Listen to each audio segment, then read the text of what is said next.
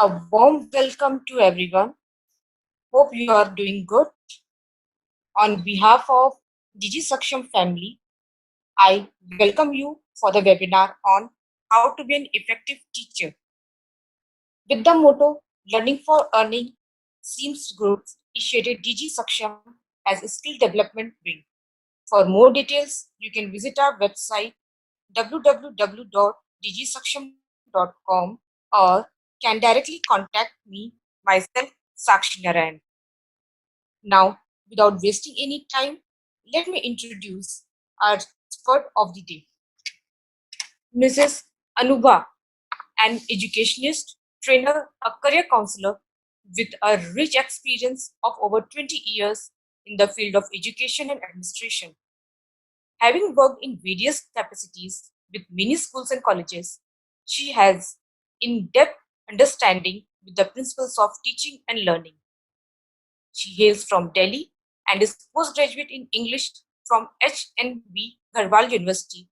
She has also qualified UGC NET and UGC set exams. In her last job, she was working as an assistant professor in English with a leading university in Uttarakhand. She has successfully conducted various faculty development programs, workshops, training sessions on varied topics such as leadership skills, time management, team building, confidence building, group discussion, interview skills, communication skills, and personality development. So now I request ma'am to take over this session. Thank you very much, Sakshi. Thank you very much for your kind words. Hello and welcome to this webinar on how to be an effective teacher. I'm Anubha Nagalia, an educationist by profession, mother of two beautiful daughters, and married to a wonderful person. Before we actually begin, I would love to know a little more about you. So, I would request you all to please type in your names, the place you are joining us from, and your profession in the chat box. So I'm waiting for your answers. Let's see who all have joined us today. So we have people from Ludhiana, Bhopal, Great Chennai. In fact, I went through the list of participants. We have people from all over the country joining us, guys. Thank you so much. Thanks a lot for sparing your time and investing your time in this webinar, joining me today.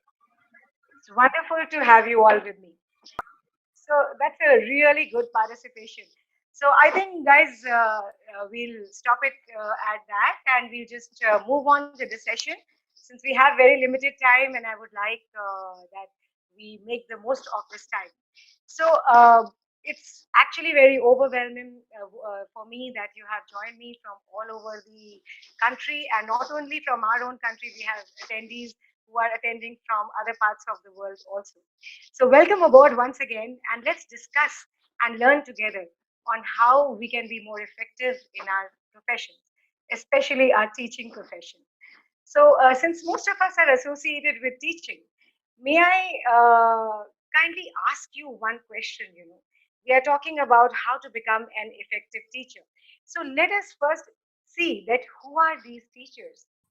Who are teachers actually? Okay. Who are teachers, friends? Well, do you think teachers are expected only to teach? Are teachers the professionals who are expected only to teach? Or are teachers also the ones who are expected to inspire, to motivate, to guide, to counsel, to mentor, and of course, to learn? What do you say? Teaching is actually one of those professions, what I've seen over the last few years of my experience, that which demands a lot from the person who's acting as a teacher. Not many jobs demand this. An accountant performs a simple job of looking after the accounts. A marketing person's job is restricted to just looking after the marketing or marketing of the products of that organization. But teachers perform multiple roles. They teach, they inspire, they motivate, they guide, they mentor, and I would say last but not the least, they are learners. And let me add, the word when we say the word multiple, just don't go by the multiplicity of the functions. आप देखिए किस type के functions हैं, कौन से ये qualities हैं जो एक टीचर में होनी चाहिए. They are teaching, inspiring, motivation. All these are so similar to the qualities that a parent has. And just as the parents have a strong influence on their students, so or on their children, I would say, so also teachers have a tremendous impact on their students, a very powerful influence on their students they come in contact with. But guess what is the saddest part? The saddest part is teachers often undermine themselves. They are unaware of the power that they possess. The students we teach, my dear friends, they are very, very fragile. They are like clay in our hands. जैसे गीली मट्टी हमें दे दी गई हो, and we are the ones, who shape them, who mold them in collaboration, of course, with the parents. Teachers, we add value to them. But sometimes, while performing our duties in the course of our jobs, what happens is sometimes knowingly or unknowingly, we say a few things that can actually make or break a student forever. So teaching is not only restricted to simply education, sharing our subject knowledge.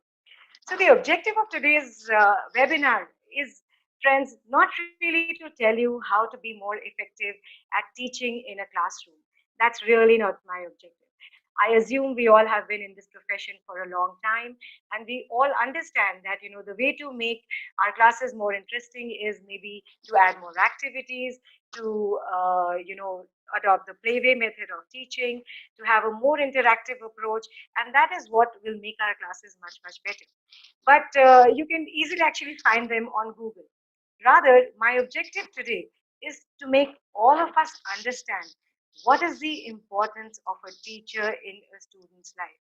To remind all of us educators the role that we can play in the life of a student and how it goes a long way. I will be discussing things, that we can do at our personal level to make our teaching and learning for the students more effective. Why did I say the personal level? Actually, because my opinion is, and I think you will agree with me, friends, that the only person you have 100% control over is nobody but you yourself. I do hope you agree with me. Total 100% control. The rest is totally out of our control. Now, let me give you a disclaimer in the very beginning of the session that the finer points that we will be discussing today, they are actually based on my experiences as a teacher, as an educationist, and as a mother. These roles I have been performing, since the last more than 20 years. So I really cannot promise to give you a one size fits all solution to all your problems. But one thing that I can definitely promise is that if you listen to today's webinar with an open mind, I'm sure it will give you a direction, and it will definitely give you an insight to how to be more effective in all that you do. So let me begin by sharing my story of how I entered this teaching profession. This was in the early 1990s when I had just completed my graduation, and at that time I was just a little confused. I have not ever been very ambitious. बहुत ambitious मैं कभी भी नहीं थी. हालांकि आज की तारीख में मैं surprised होती हूँ at the degrees that I have taken and how I have upgraded myself. Back then I was a different person. So I was just wondering what to do. Should I go in for a master's degree, or should I actually do something different and something more exciting, just to as a further to my graduation. And while I was confused and thinking, wondering what to do, I was approached by a neighbor of mine. She's a friend, and she was living just almost next door. And she asked me that she was working with one of the schools, the leading schools of Delhi. She asked me, Anubha, you're free right now. Would you like to join our school as a computer aided learning teacher? She told me what the job required, and I said, well, why not? Actually, the reason for me picking up that job, friends, to be very honest with you, was that the school that she was talking of was just a 5 minutes walk from my house.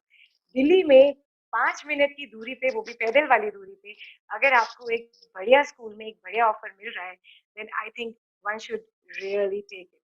So that's what I did. I jumped at the offer and I started going to that school for computer as a teacher for computer aided learning.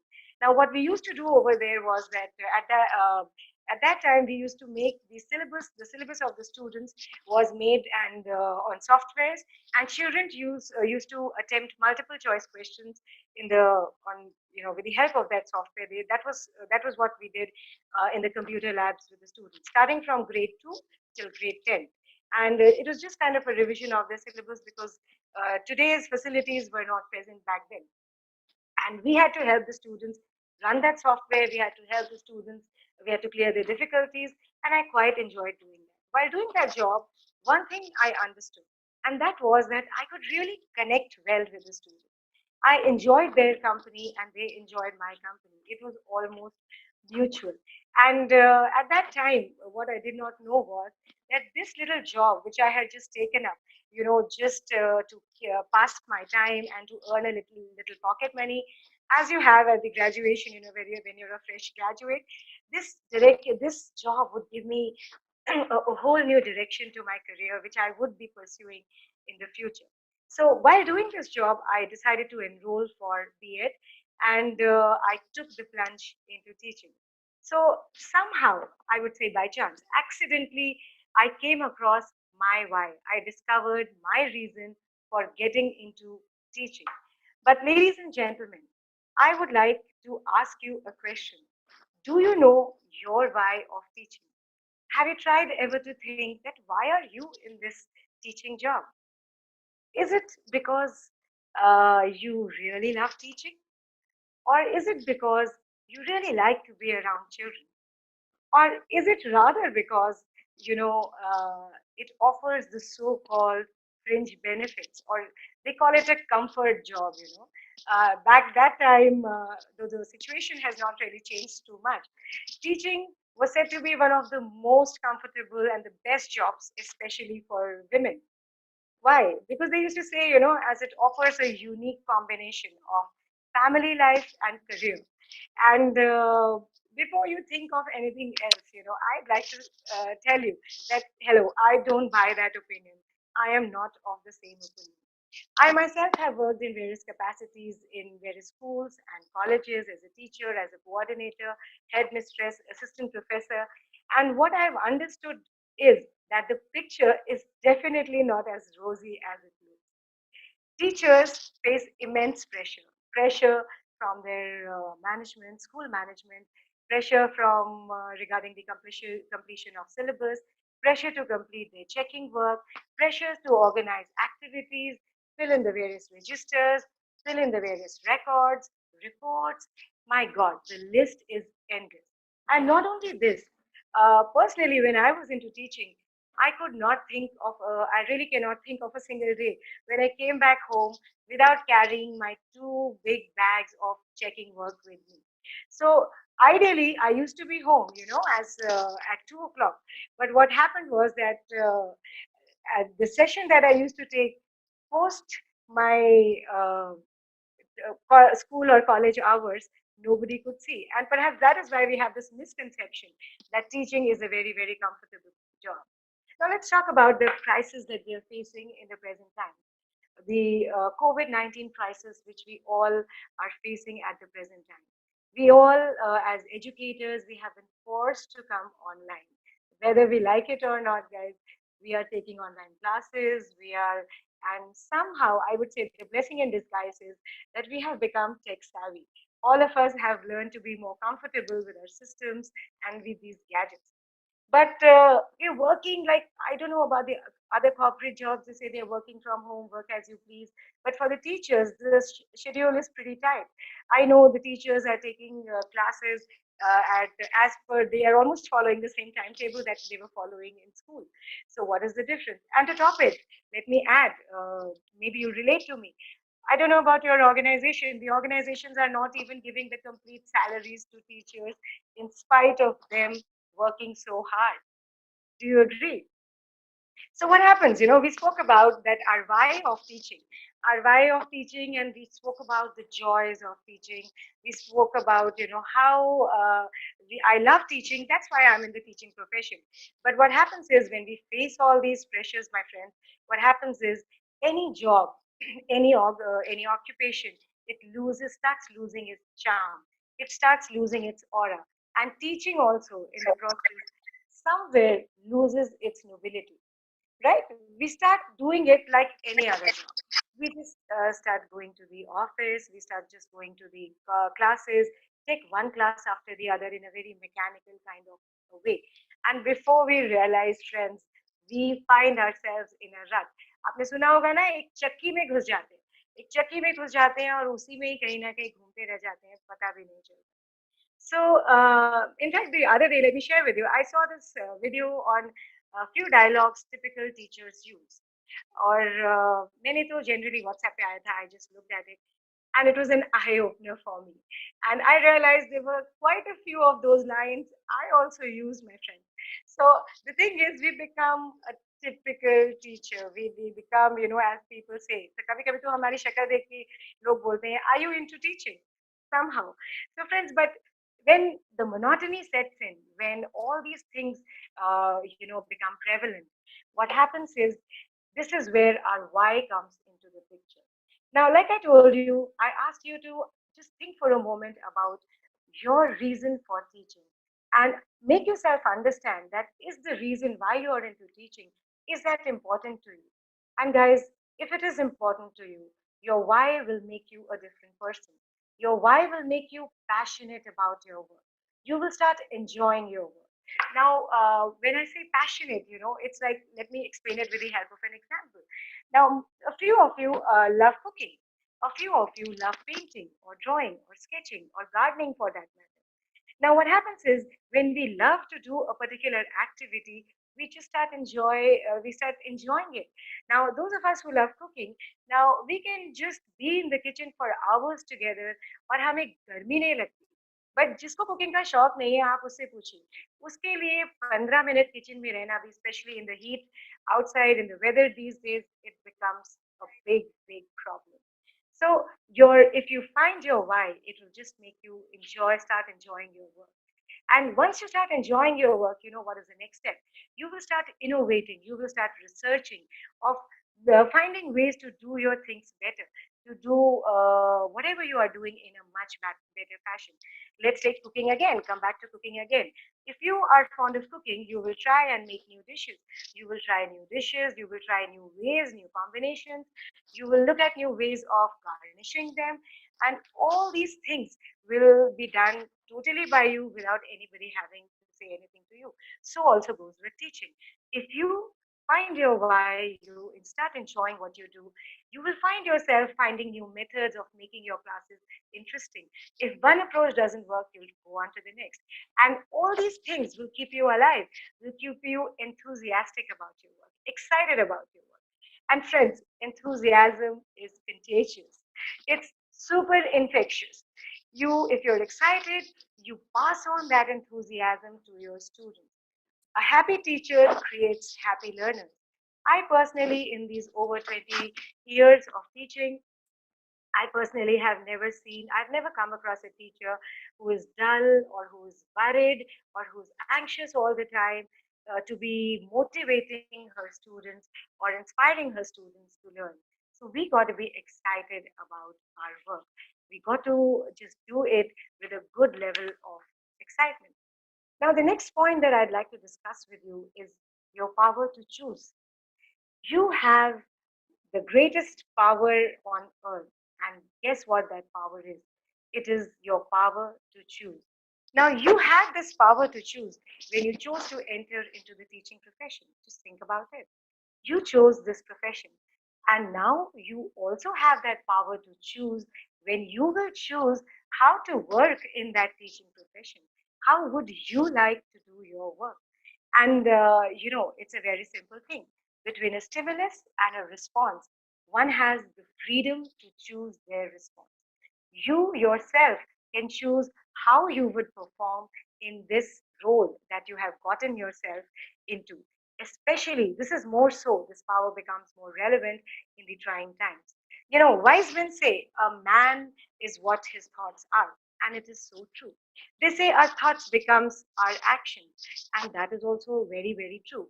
Our thoughts become our actions, and they start manifesting themselves in our life. What that means is जो हम सोचते रहते हैं वही कहीं ना कहीं हमारी जिंदगी में होना शुरू हो जाता है. Maybe you must have heard of the law of attraction. Well, the law of attraction is not a law that has been made by me. The law of attraction, my dear friend, is a universal law. It's a law of life. We attract in our life what we think. And so, if we are happy today, we are carefree, and we enjoy what you do, it is what we have thought into action. On the other hand, if we are sad, if you find yourself anxious, worried, struggling over something, then guys, maybe just think about it. Maybe you have thought it into action.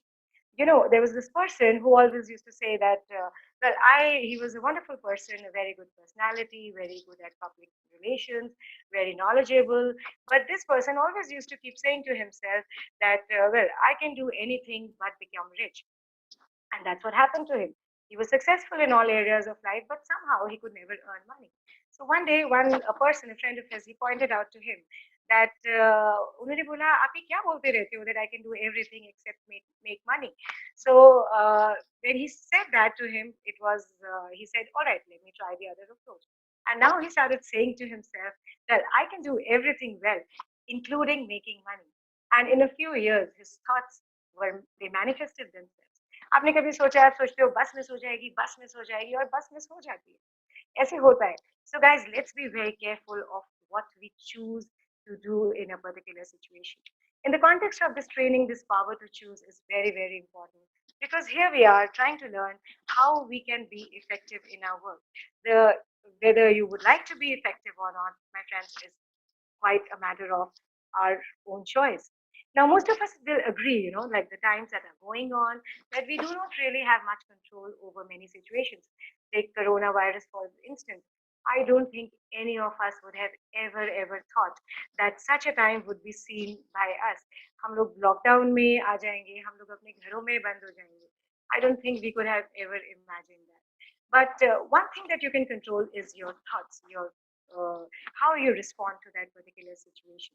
And when you control your thoughts, uh, friends, you indirectly take charge of the situation also.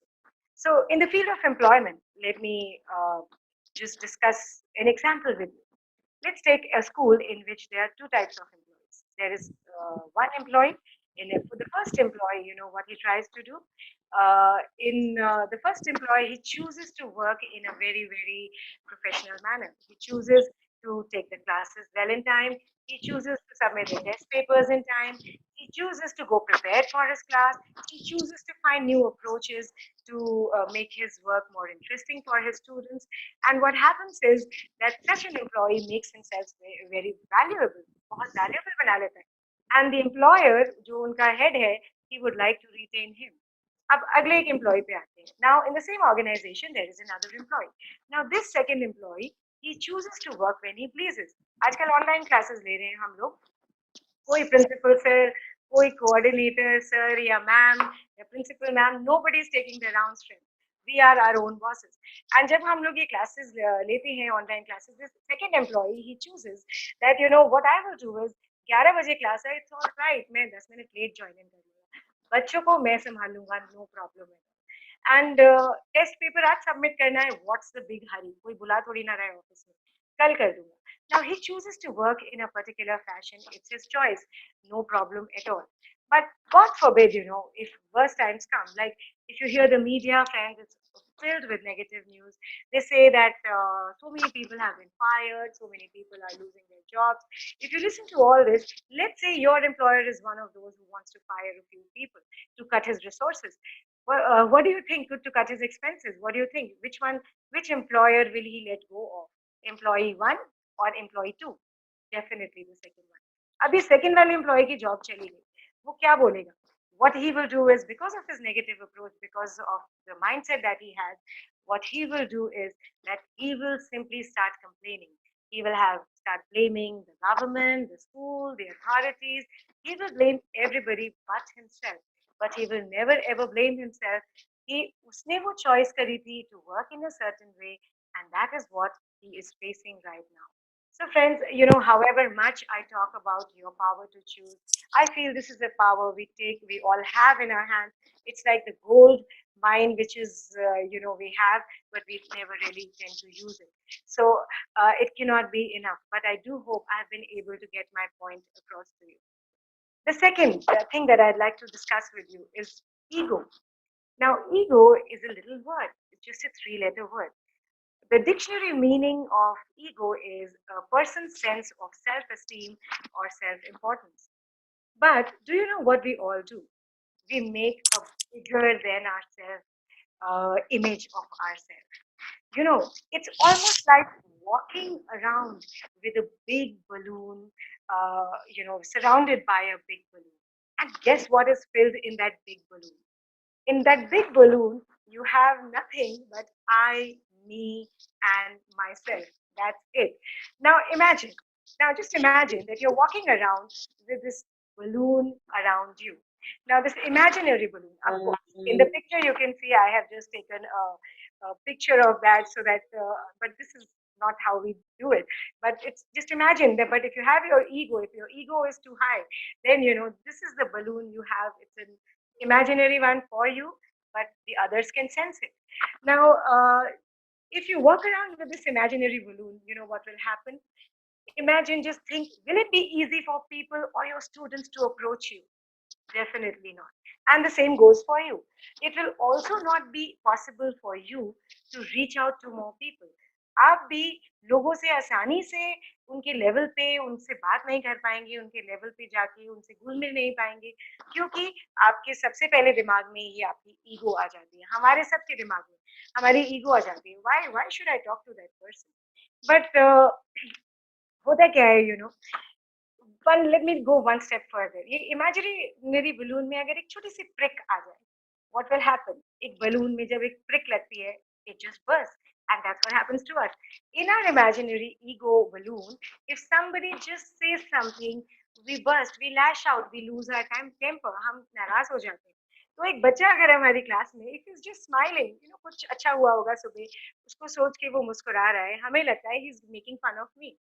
There is another child, who doesn't do the homework, and we just lash out at those children. Now, what happens, guys, is from my experience, I'm just sharing this with you. When we are given a class, we have a set of a few students. We are given a class. We are also given control over that class. We are given authority, the authority to take decisions on behalf of that class. हम उस class के basis पे इतना in charge हो जाते हैं, somewhere हम इतना ज़्यादा जुड़ जाते हैं अपने उस रोल में, इतनी अथॉरिटी के रोल में, उस पावरफुल रोल में, that somewhere along the line we miss the point. वो जो रिलेशनशिप है, जो एक फ्रेंड या एम्पैथी की होनी चाहिए between a teacher and a student, what happens is, guys, that relationship, it changes to that of a ruler and the subject. Let me share with you an interesting story about Shah Jahan and Aurangzeb. Now, I'm sure you must have heard of the famous Shah Jahan who built the famous Taj Mahal. Now, Aurangzeb was Shah Jahan's son, and he was not the eldest son. वो सबसे बड़े नहीं थे, इसीलिए he could not get a right to the throne. But he wanted to be the king. So you know what he did? What he did was he actually got all his brothers killed, and he got his father. उन्होंने because he wanted to be the king, उन्होंने अपने father को prison में डाल दिया. Now, this father, Shah Jahan, he called Aurangzeb and one day, and he said that, son, if you have to put me in prison, it's all right, I understand. But can you do me a favor? So, like, what? Says, can you actually just give me a few students? If nothing else in prison, if you can give me a few students, at least I can pass my time teaching them or just being with them. So Aurangzeb saw no harm in this, and he said, why not? All right, can be done. And that was done. He gave them a few students. But you know what? Why Shah Jahan had asked for those students? Because he was a ruler all along. He had been used to authority and power. And you know what? एक छोटा सा साम्राज्य मिल गया जब वो बच्चे उसको मिले.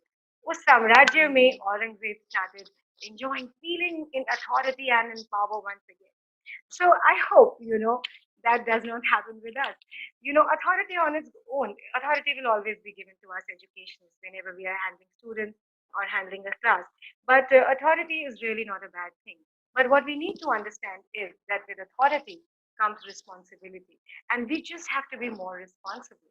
In a learning environment, guys, sometimes it happens that you do all the work, you make all the things happen, and when somebody else comes, the credit is given to the student. It's perfectly fine. It's all right. Trust me, it can be. This is one of the best learning environments that can be. So, a good teacher, an effective teacher, leaves his or her ego behind and just lets the students shine. Let's read these together, and I think I'll be able to get my point across. These are some quotations by some authorities in education. The first one is by Maria Montessori. She says, the greatest sign of success for a teacher is to be able to say that the children are now working as if I did not exist. So true, guys. Can we make that happen?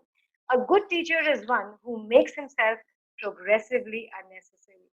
We have done our job, we are just felicitators. If we have done our job, it's time that we move out of the scene and just let our students shine. Now, the next point that I would like to speak on is no preconceived notions. Well, let me take an example to explain this to you. Now, when we are taking a class, when we are teaching a class, whether in school or in college, what happens is, even while our session is going on, what happens is that we keep sharing notes with our colleagues. It happens.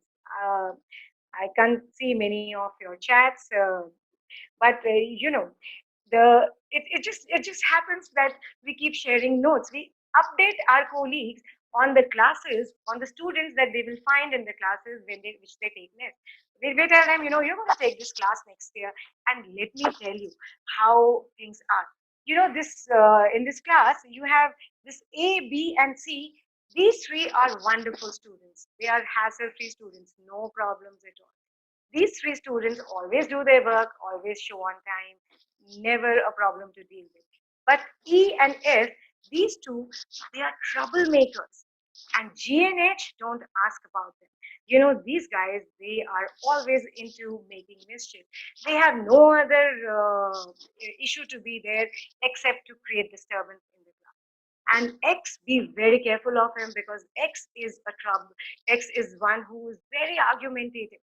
वो तो हर समय बहस ही करता रहेगा, तो उससे तो दूर ही रहे.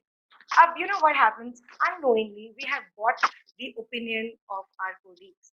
Unknowingly, when we go to a new class, we go with a preconceived notion. हम पहले ही ओपिनियन बना के जा रहे हैं कि इस पर्टिकुलर क्लास में ये बच्चों के संग मुझे ऐसे ऐसे ऐसे डील करना है. और आपको पता है, जब आप ऐसे ओपिनियन बना के जा रहे हैं, तो आप अनजाने में क्या कर रहे हैं. हम लोग अनजाने में पता है क्या करते हैं, हम लोग ऑलरेडी ऑन गार्ड रहते हैं. हमें पता था कि वो एक्स वाई तो बहुत आर्ग्यूमेंटेटिव है, उनसे हम कोई बात ही नहीं करते. हमें पता था कि सी और डी तो ट्रबल मेकर्स हैं, तो हम उनको हर छोटी, वो बेचारा कुछ नहीं भी कर रहे होते हैं, तो भी हम कहीं ना कहीं उनको उनकी जगह, ईगो, वो हम उनकी जगह दिखा देते हैं. Hey, you better take control of yourself, don't misbehave with me. So this is all we do. हम क्या करते हैं by doing all this, guys? And I'm not saying you do that. I have made so many mistakes as a teacher, and the reason I wanted to have an interaction with you is that I'd like, that let's all learn from the mistakes all of us make, so that at least we can learn quicker. So what we do, by if we are take the opinions of our colleagues and we take them into action, what we do, we somewhere reinforce it in the minds of the child that you are no good, or somebody in the mind of another child that you're exceptionally good, you don't need to do anything extra. But a few children, you are no good, you are nonsense, you are useless, it's a pain to have you in class. Let's not do that. These are formative years of a child's self-image, guys. This is the time in schools and colleges where teachers, students come to us. They look up to us as role models. And कितनी बार तो parents अपने बच्चे, हम आपने PTA में आप लोगों के संग भी ये होता होगा कि अरे मैम आप ही बता दीजिए, हमारी बात तो सुनता नहीं. So this is the way children look up to us. And अगर इसके बाद भी हम उनको बार बार यही बोलते रहते हैं कि तुम तो ऐसे हो, वो वाली टीचर भी यही कह रहे थे, वो वाले सर भी यही कह रहे थे, तो फिर हम कहीं ना कहीं उनकी सेल्फ इमेज को shatter कर रहे हैं. We are not really doing a good job at all. So from now on, let's try and start building a positive self-image in our students. Let's try that whenever we consciously try that whenever we enter a new class, बातें होती हैं colleges में, schools में आपस में, no problem at all.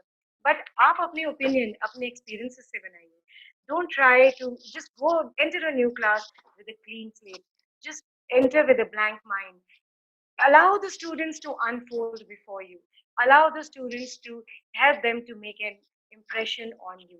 And trust me, you will be very effective because most of the teachers don't do that. Most of the teachers have these preconceived notions और उसके ऊपर कई बार वो उठना ही नहीं चाहते. They don't even want to listen and they don't even want to try. So the next thing which we unknowingly, unintentionally do is that we should not indulge in comparisons. We should not indulge in branding of students or body shaming, as we call it. Now, you know what? आपके स्कूलों में भी ऐसा होता होगा, colleges में भी, that we have siblings studying in the same school or college. बहुत बार एक ही स्कूल में भाई बहन then two brothers two sisters they study together in the same school and at the same time और क्या होता है that एक ही टीचर को कई बार मौका भी मिलता है दोनों सिबलिंग्स को पढ़ाने का राइट ऐसा अगर होता है तो आप be very honest with yourself if this happens unknowingly what do all of us do we start comparing. But have you ever realized it's funny though? I don't know why we compare, but we do compare. We start comparing. We say that भाई तुम्हारा भाई तो maths में 100% लाता था और तुम्हें क्या है बेटा तुम तो पास ही नहीं हो पाते 40 नंबर लाना भी तुम्हारे लिए इतना ज्यादा मुश्किल है it's a big thing. हम क्यों कंपेयर करते हैं हम बोलते हैं तुम्हारा भाई तो स्पोर्ट्स में बहुत एक्टिव था तुम्हारी बहन इतनी एक्टिव थी और तुम्हें देखो तुम तो बेटा क्लास में ही घुसे रहते हो why are you doing that why do we do that or in fact let's understand हमारे बहुत सारे घरों में भी ये सब होता है और be honestly friends इस was it very comfortable जब आपको या हम लोगों को हमारे भाई बहनों से कंपेयर किया जाता था घर में पूरे दिन मम्मी या पापा ऐसे अगर बोलते थे कि वो तो इतना अच्छा कर रहे हैं तुम क्यों नहीं कर पा रहे ये क्यों नहीं कर पा रहे ऐसा क्यों है टू द एक्सटेंट कभी कभी तो यहाँ तक भी हो जाता था कि बॉडीज भी सेम होनी चाहिए क्या भाई बहन की ये भी हो जाता था दैट अरे तुम्हारा you know why is it that you are not doing things together right I hope yeah you can hear me fine so we even go to the extent of comparing their physical features and their weights when it comes to making comparisons we go many steps ahead but when we don't like it for ourselves why do we do it another thing is branding of students most of us do it out of sometimes we start calling our students अरे बुद्धू है यार तुम नहीं कुछ कर सकते बेटा तुम्हारे बस की नहीं है कुछ भी ऐसा करो तुम ये सब कुछ मत करना और तुम तो बस अपने ये पास हो लो किसी तरह बस वही बहुत है तुम्हारे लिए it is not your cup of tea we keep branding students we keep telling them you are no good you are useless you will never be successful in life we do that I'm not saying we don't say positive words but I'm just my objective is to make your to draw your attention to all these things which we sometimes say very casually and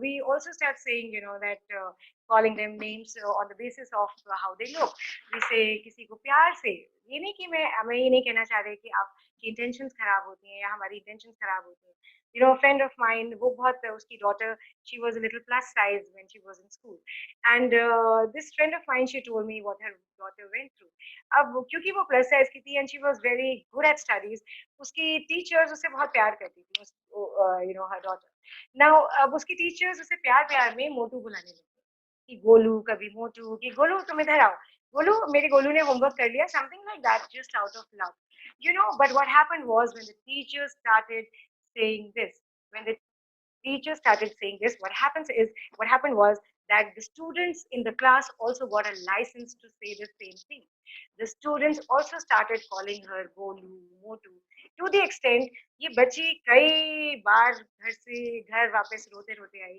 कि मेरा अपना नाम नहीं है क्या कि ये लोग मुझे सब लोग ऐसे ही बुलाते हैं मैम भी ऐसे ही बोलती हैं और सर और बच्चे भी मुझे सारे ऐसे ही बोलते हैं guys we don't know what our words are doing knowingly, unknowingly, unintentionally, maybe out of love, out of concern, maybe we are saying things like this. Maybe we are invariably comparing to siblings. Why are we doing that? Let's stop doing that consciously. Let's stop doing that. Let's stop branding our students. Let's stop body shaming. Let's take our students as unique individuals who have the potential and who we respect and love and would like to teach, irrespective of their color, their size, their weight, or whatever attributes they have. Right? Let's go on to the next point, which is taking care of individuality. I would like to share a story with you, or maybe just give you an example. There were two students. One was a tortoise, and the other was a monkey. Now, these two students were given a task by their teacher. The teacher asked them to first climb a tree. So they were supposed to do two tasks that day. The first task was that of climbing a tree. Now, when the first task was given, who do you think would have climbed the tree first out of the two students, the tortoise and the monkey? Of course, the monkey. Of course, the monkey, because the monkey was one who has a natural ability to climb trees. But the tortoise would not have done a great job as good as the monkey. Now, let's go to the next task. The next task required both the students to cross a river. Who would you do you think? Who do you think would do that first? Of course, the tortoise guys. So, what I mean to tell you, what is the moral of the story is that every child is unique. And in a class, when we are given a class of 30, 40, 50, 100 students, what happens is we often treat them as one whole big bunch. We just treat them in the same manner. But to be effective in what we do, to reach out to them, we have to be conscious of, we have to take care of their individuality. So we don't really need to do anything extra. I'm not saying that I know your job is very stressful. I know you have a lot of pressures to meet. But you know what we can do at our end? Well, we are in our class.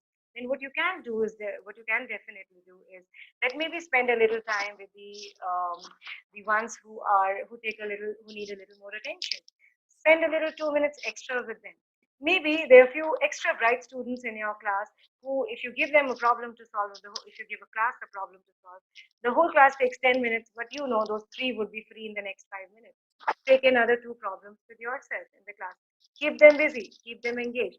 A child who does not really speak up, he does not like to speak up, he is very reserved. When you're asking questions in class, why don't we ask that particular child by name and ask him to give him an opportunity to come out of the shell? It's just little approaches that you can follow to just make yourself better and reach out to these students. And in the process, of course, be better at all that you do.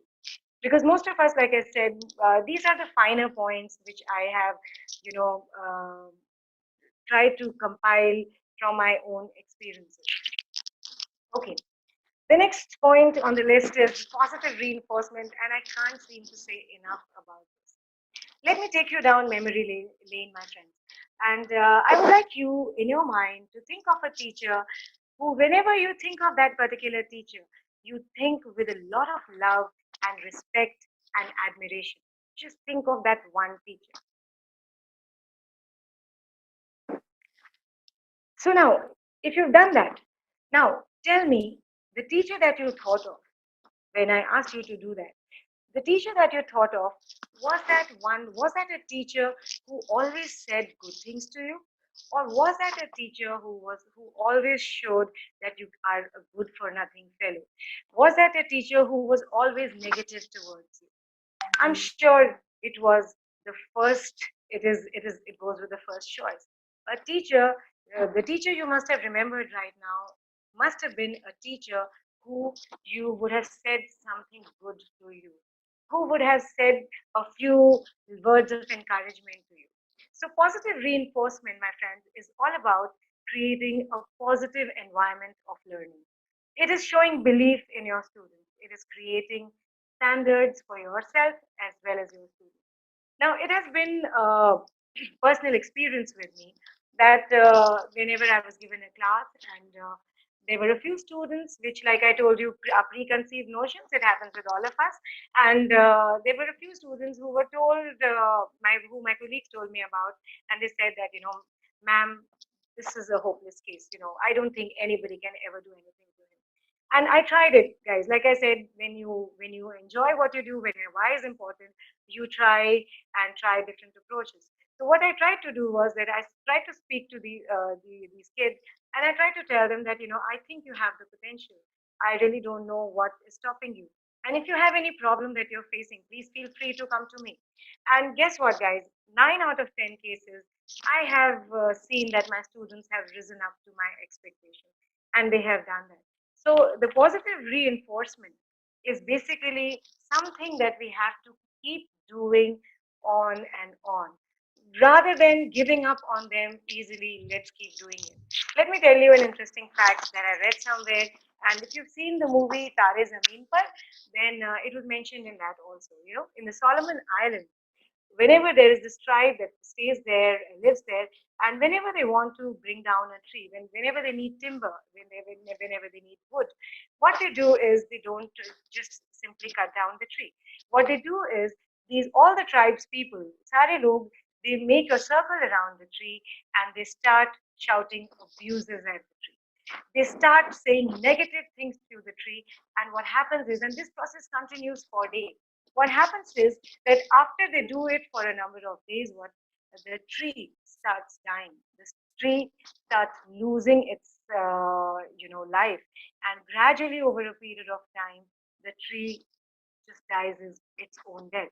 So can you imagine if negative words can do that to plants? By the way, it's a well researched scientific fact. Just Google it. And if plants also are said to have a consciousness. So here we are talking about plants, and here we are dealing with regular, proper human beings. They come in contact with us. So if this can be the effect on plants, the negative effect, what can it do to the self-image of a child? What can it do to that? Now, just let me share another interesting fact with you. I read it somewhere recently. In the Babemba tribe of South Africa, when a person does something wrong, then what happens is this person, he's the accused person, he's made to stand in the middle of the village, and work stops in that tribe for a few days. What they do is these tribes people now in this Babemba tribe, they gather around that person, they make a circle around that person, and what they do is one by one, they go up to the accused, उसके पास जाते हैं, and they remind him of all the good that he has done. They remind him of his positive qualities, of his strengths. They remind him of how he acted in such a wonderful manner in a particular situation, all the kind deeds he has done so far. They share their own good experiences with that person, with him, and one by one they keep doing that. Again, this process also continues for several days. It goes on for a few days, and after the end of these few days, you know what happens? They have a formal celebration. They have this formal celebration when they symbolically and literally welcome this person, the so-called accused person. He is said to be, absolved of his sins, and they welcome him back into the tribe with great pomp and show. And now life goes on. So this is the power of positive reinforcement, my friend. We just can't do it enough. Like I said, many times we do things casually without even uh, being consciously aware of it. Just say something, and I know in our heart we don't mean it. I know, it's not like that we have something against that child. No, I know we are not like that. But unknowingly, if we can harm or spoil a child's self-image forever, let's really stop doing that. Okay, another thing is your feedback. Now, I'm sure the organizations that you work for, they must be taking a feedback of all their employees. But I'm not really talking about that. It is just a suggestion which I've tried in a few classes of mine, and I would like to share that with you. You know, whenever you finish teaching whenever your session ends in a particular college or in a school, whichever classes you are taking, then just try and take a feedback on your own. Now by this feedback, what I mean is, just in the last class that you have with that in the last period that you have with that class, just go to your class and tell them that hey, today let's discuss what the. I would like you all to write down the good things that you found in my classes. What is it that you enjoyed the most, and what are those topics which you felt that maybe we could have done better, or maybe you found them boring, or maybe we could have improved them in some way or the other, right? So you can just do that. You can just ask your students to write that on a piece of paper. For little kids you can do that, and even for your senior students. But hey, let me just give you one word of caution. If you are one of those who can immediately recognize a child's handwriting, like I'm one of those, I can recognize my children's handwriting just after teaching them for a while. So if you're one of those guys, please don't get into it, because I don't want you to have any hard feelings against the students if he has not written something very nice. So what you need to do is, maybe just a suggestion. You can ask them to type it. Everybody's become tech savvy. Ask them to just type it and give you a hard copy of that. Now, once they do that, just it will be anonymously written. They don't need to write their names. And so, what you do when you do that, what will happen is that collect these feedbacks from your students. And collection is not enough, my friend. You got to reflect on it. You got to read it, and you have to understand that what are the points, what are the areas in which you could have improved. Now, all of us, I'm sure, we are doing things to the best of our ability. But maybe the way we are doing things is not the way our students are understanding. Maybe it is possible that we are not being able to explain ourselves fully. So just reflect on it. When you get the students' response, when you get the students' feedback, it will really be very enlightening for you, because it will help you understand where you can actually improve. And I would say a good teacher is one who constantly strives to improve, and who does not ever let himself or herself fall into that comfort zone, right? So let's go to the next point. Don't just hear. I said, I'm going to say, I want to get across to you. Don't just hear, my friends. Listen. By listening, I mean listen actively. Active listening is what takes place when you listen with your ears, your mind, your eyes, and your imagination. And to put it very simply, when you listen with total concentration. Now, a typical scene in a school or a college, let me put it before you. It happens. It is a very common scene. Now, you're doing your checking work, and a student comes up to you. The student says that, ma'am, I have something really important to talk to you about. What do you do? Most of us, friends, maybe few of us don't, but most of us, we don't even raise our eyelids to look at that child. What we do is we continue doing our checking work, and we say, "Ha, bolo, kya hai?" Do you think we are giving an opportunity to that child to connect with us? Not at all. We are not listening actively. We have become mechanical in our work. Students actually like those teachers who understand them, who understand their mindset, who behave actually like a friend, and who can empathize with them.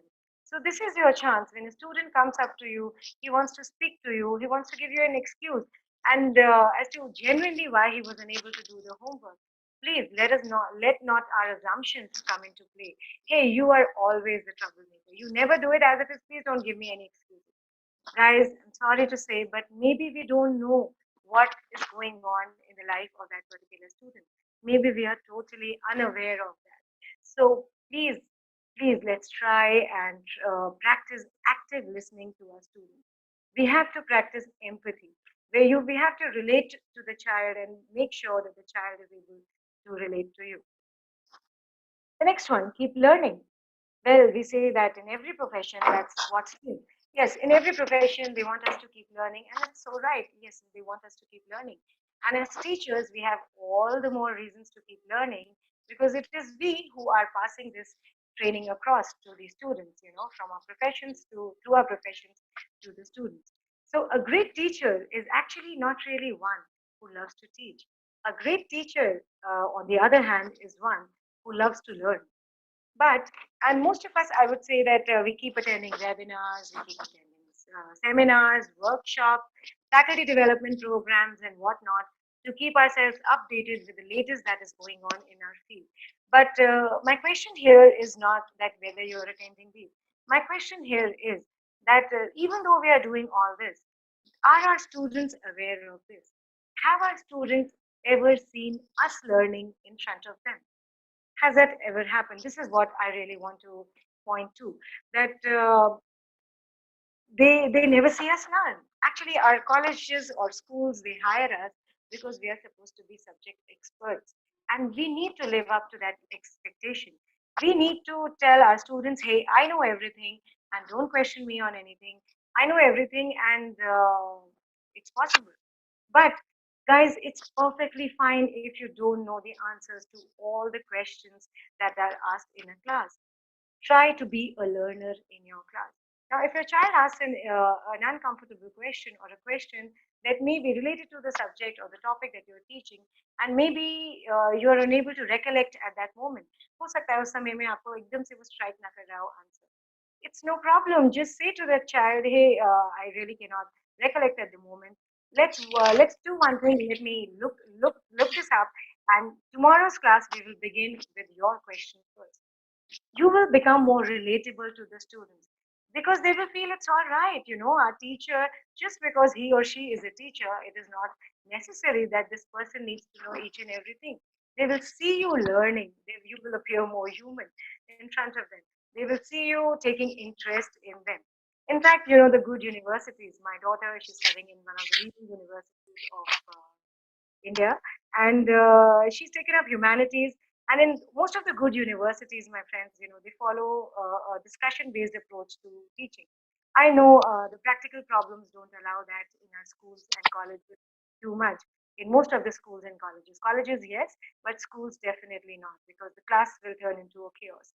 But nevertheless, I think out of 10 periods, maybe 2 periods, we can dedicate to that, where we can just open the class, open the house to discussion, and we can just discuss things, and where the student comes up with a viewpoint, you appreciate the student's viewpoint also very well. It happens in some of few of my classes.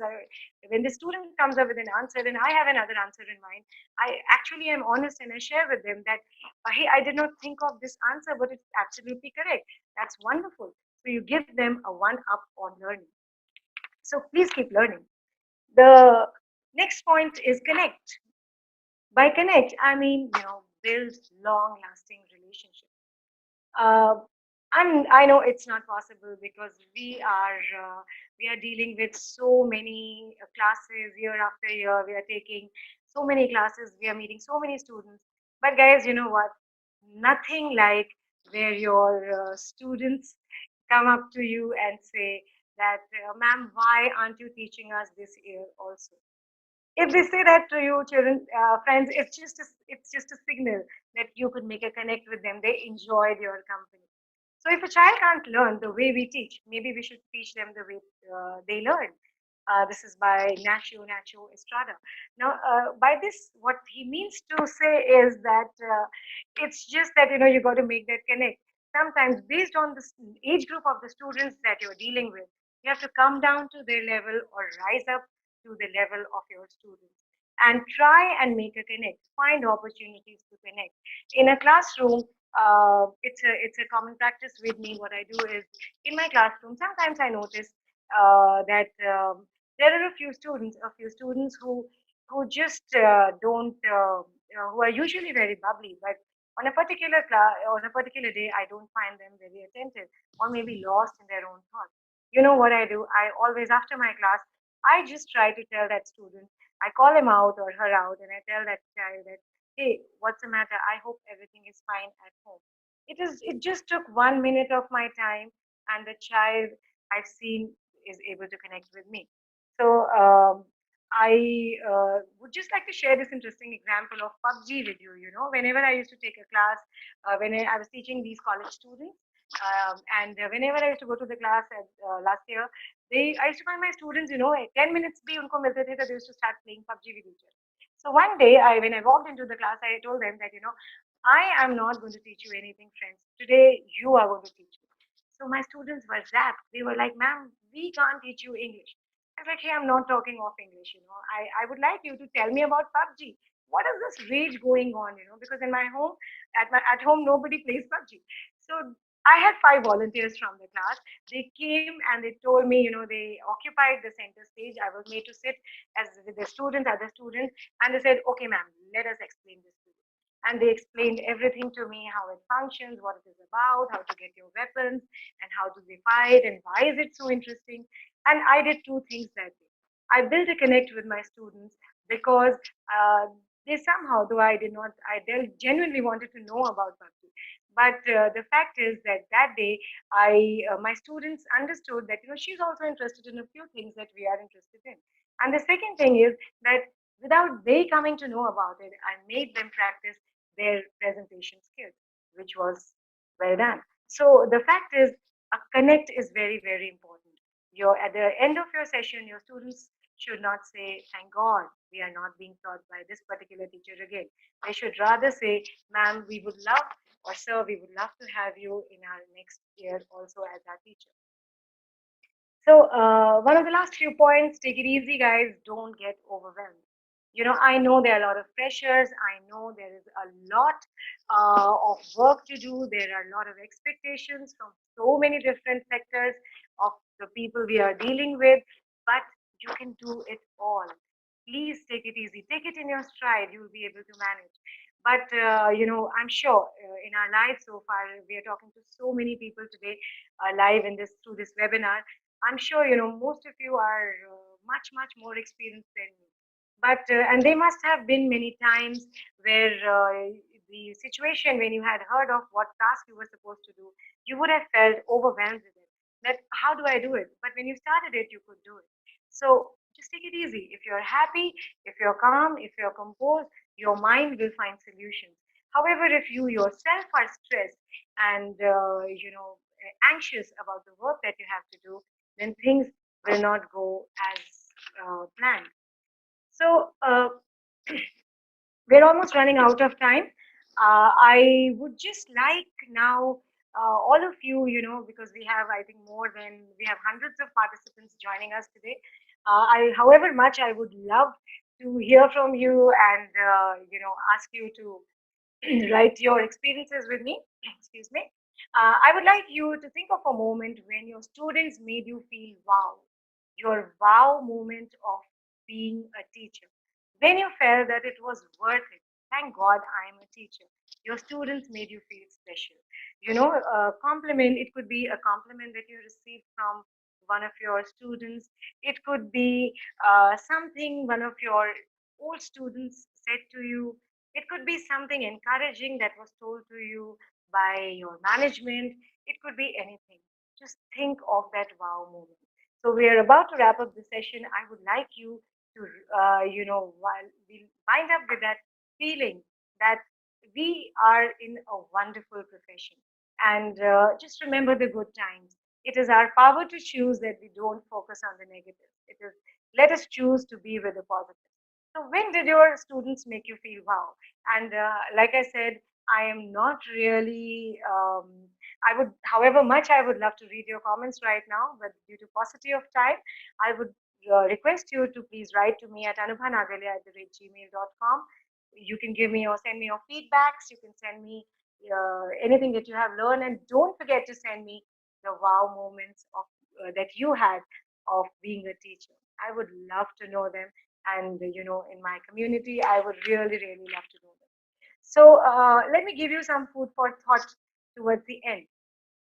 You know, this is by Carl Jung. He says that one looks back with appreciation to the brilliant teachers, but with gratitude to those who touched our human feelings. The curriculum is so much necessary raw material, but warmth is the vital element for the growing plant and for the soul of the child. My friends, this is exactly what I have been trying to get across to you through this webinar. As I told you, the strategies to make yourself effective can be learned just about anywhere. You can just Google them, how to make your classes interesting. You can just Google them and you will find them. But what we have to understand is that we have to constantly remind ourselves that we play a very, very powerful role in the lives of the students.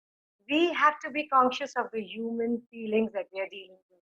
And your warmth, the warmth you give, the concern you show, the love you show towards your students will go a very long way in building their self images and their careers. Let's look at another one. I think the teaching profession contributes more to the future of a society than any other single profession. This is by John Wooden, and so rightly said. Hey guys, have you ever wondered? In fact, when I found this, that's the time I really got thinking that it's actually the teachers in each and every field who are churning out professionals in one field or the other, year after year. This is what the teachers are doing, and this is what is happening all around us. So a teacher affects eternity. He can never tell where his influence stops. The mediocre teacher tells, the good teacher explains, and the superior teacher demonstrates, and the great teacher inspires. So, my friends, uh, let's be aware and conscious of these things, that we don't know where our influence is ending. Actually, what somebody said to us when I asked you to remember your wow moment or a teacher you remember very fondly, maybe you must have gone down years, maybe when you were in primary school or middle school, but we still remember them. So, this is the power of a teacher. You don't know where your influence, the words we use, knowingly, unknowingly, can have, they can actually make or break a child forever. They can crush his self image forever, or they can build his self image forever.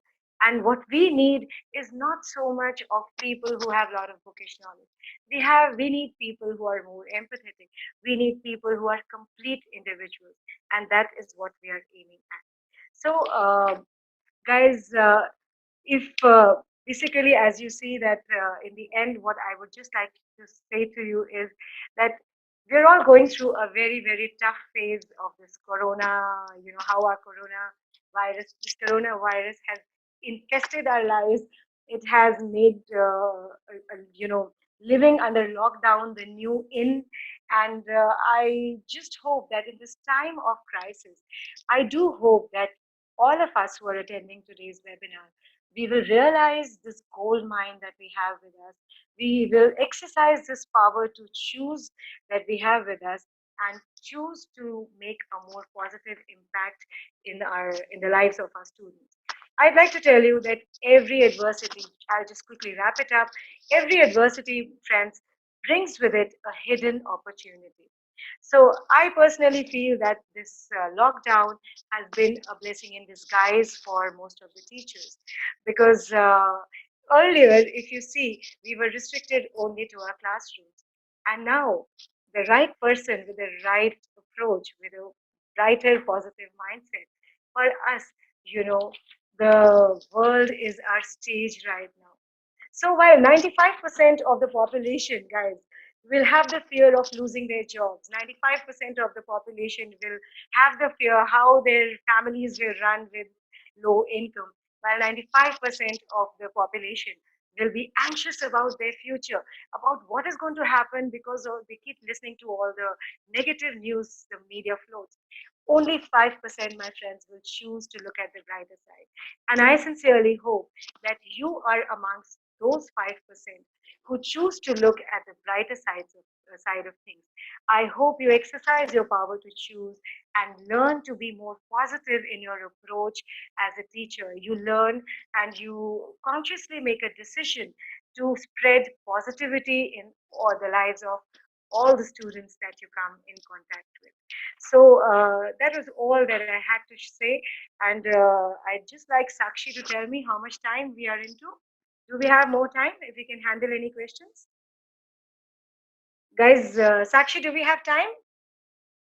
Yes, ma'am, we can handle the questions. Right. So, friends, if there are any questions that you would like me to answer, I do hope there was some learning that could take place today. And Yeah, do write to me. Anubha ma'am. Yes. Hi, Anubha ma'am. This is Dr. Day from Symbiosis in North. Yes, sir. Yeah, ma'am, it was really a wonderful session from yours and very informative with a lot of examples. First of all, I want to congratulate you and to the Thank you so much. listeners too. Ma'am, one question, like suppose nowadays students are having a lot of gadgets like mobile phones and all. They are so much busy in class also, right? You're right, sir. Like So, in order to even not only small child, even university, colleges, and all, and Even I maximum teachers are also facing the same problem. yes, sir. Actually, they are involved much in software gadgets as well as their family problems also. Yes, sir. I Right. agree. So Yeah. how, ma'am, Anuva ma'am, can you please tell me how we can take away their attention? No doubt, I agree that they are. I mean, Actually, we need to take care and understand, and we need to listen their problems in yeah. order to for the behavioral touch and all. But what else, ma'am? Ma'am, over to you. So, I don't know if the others were able to. Yeah, I think the others would have been able to listen to you, sir. Your question. So, I personally feel that yes, it's true. We are living in technology, and we face this constant threat from these gadgets right in our classrooms also. But I personally feel that what the way I handle this, I'm just sharing with you that the way I handle this is that if I expect my students not to use their mobile phones, I teach it by example. I don't carry my mobile phones to the class also. And if it is something very urgent, which and maybe some sort of an emergency due to which I have to carry it in one of my classes, I always take the permission of students and I tell them, sorry guys, this is some important call I was expecting. Only because of that I've got it. Otherwise, most of the time, we actually use it. I actually leave my most. I would say 99 out of 100 times. I leave my mobile phone behind. So one, we can teach by personal example. The No, second thing that's is that true. you Excuse don't me. carry. I Yeah, have, so may I, ma'am. if, yeah, yes, sir. If Yeah, I could just complete, sir. please. I'm so sorry to interrupt you, but I would just like to say that many times as when you're in a position of a teacher, we tell our students put away your mobile. But I'm just sharing with you, many times when we are taking our classes, the teachers are constantly attending to their phones, especially many times, even during invigilation, even during their classes, they're constantly running out of their classes. So we have to first teach by example. Second, sir, I would say that, like we said, if we are passionate about our work, we could actually innovate new ways to, use technology to our advantage. I've tried it in a few of my classes and it works wonders. Now, I give them a few sentences or I give them a few difficult words and I tell them, at the college level, I'm talking about school's phone that as it is not allowed. So I give them a few difficult problems. I get into the inquiry based learning and I tell them, so guys, let's. I would like you all to take out your mobile phones and they are stunned. They say, ma'am, mobile phones, really, do you want us to do that? And I say, yes, please take out your mobile phones. And I give them a few things to solve. And I say, now look up these meanings. And after that, 10 minutes you have to look up the answers to these and we'll have a presentation after that. Once in a while, you can do that. I think this will be very, very effective. You can Because give them, because true, ma'am, because in this like this I mean generation, this I mean presently the psychology of the students are also very much different. I mean, somewhere or the other they are changing their, I mean, their age from teenage to adult. So a lot of yes, things are changes are there, and we being teacher we need to understand them too, right? yeah, yes, sir. Ma'am, beside that, ma'am, last question what I was having, I asked in between that regarding their behavioral part, they do have a lot of problems in their family also, Yes, sir. especially the upper class students, Yes, isn't sir. it? I The agree with upper, you. I mean, the students who are having upper standard of living. So they do have a lot of problems in their parents' problems, family problems, and all. In Yeah. that way, how to deal with? Please, ma'am. So this is where the role of a teacher as a counselor or as a mentor or as a guide comes in. If you notice a child who you feel is going through a tough time, maybe at the personal level, my approach is that I always call that child to my cabin and I try to have a word with that child just alone. Because many times, based on my past experiences, sometimes I feel embarrassed that I judged this particular child for not submitting his homework, but he was going through such a big issue. So here, if you can just spend a few minutes extra, and sir, take that time, without being judgmental, without having any preconceived notions, just a few minutes of extra time that you can call that child to yourself, give him some extra time and ask him what the problem really is. Great, great. If you are able to connect, sir, I'm sure he will never be able to Absolutely. forget it, I'm sir, if you're able to Yes, connect. So absolutely, ma'am. I'm telling you, this is the same exercise I follow. What you said wonderful. personally, and thank you so much. Over to other audience who are there, so that I will not take much time. Thank you so much. This is a Good wonderful evening, session. So ma'am. much, Thank you. sir. It was a pleasure interacting with you. Good evening, ma'am. This is Yeah. Sakshi Vinayak, teaching in Adarsh Public School, New Delhi. As a Yes. fresher in this profession, I wanted just a simple question to you from you that Yeah. being a teacher of primary classes, how can we Mm-hmm. inculcate reading habits in the students? Um, Over to you, ma'am. Yeah, thank you very much. Actually, that's a wonderful question because being an English teacher, I feel reading is what makes your English strong. And if it is only about the reading habits, then I'm sure your school would definitely be having a library as well. So, do you have Yes, in our ma'am. It's there. Yes, ma'am. It's back in there. our time, we used to have a library period once a week, and where we used to all go line up and go to the library and spend time. We were supposed to just do reading in that particular period.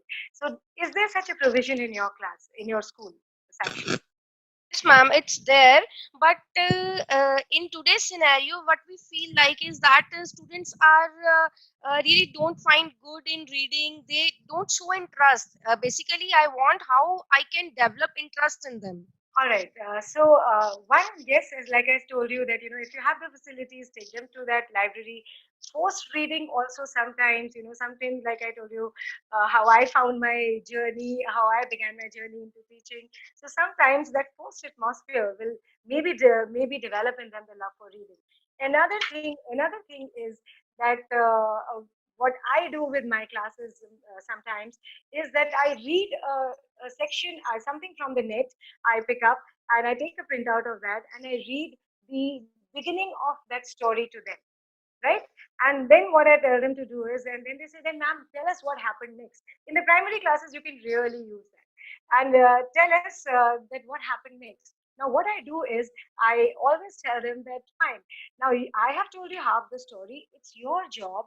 You go to this link, read it, and then come back to me. These days, even if we talk of class 1, 2, class 4, or 5 students, thanks to the lockdown, Sakshi, everybody is tech savvy. So if you give them half the story, create an interest in them, create a curiosity in them, they will do the needful. And then gradually, over a period of time, I hope you understand it will not happen overnight, but over a period of time, you can actually develop the love of Really a reading. wonderful way, ma'am. Yeah, Really a wonderful way.